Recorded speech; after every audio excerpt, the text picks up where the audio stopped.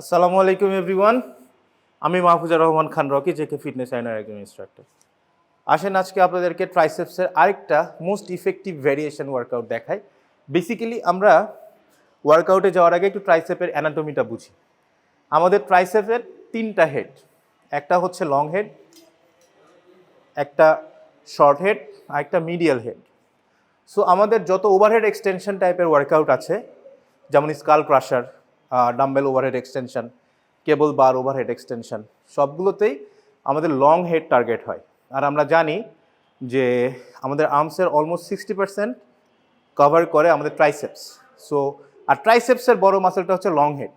So আমরা long হেডটাকে যত focus করে ওয়ার্কআউট করতে পারবো, আমাদের আর্মস ততটা ফুলার অ্যান্ড বিগার লুক দিবে। সো এর জন্য আসলে আমরা ওভারহেড এক্সটেনশনটা আমরা করি।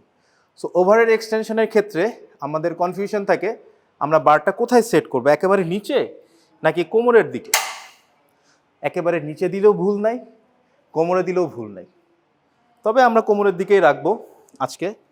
সো বারটা এভাবে নিয়ে আমরা প্রথমে ব্রিথ ইন করব, হোল্ড করে জাস্ট ওয়েটটা এভাবে আমরা নিয়ে নিব এবং চেষ্টা করব এলবোটা আমরা যত কাছাকাছি রাখতে পারি। And push again.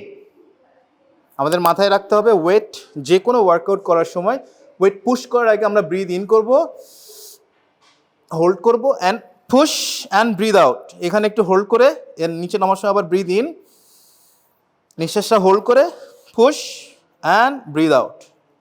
এইভাবে আমরা 10 to 12 reps পার সেট করব।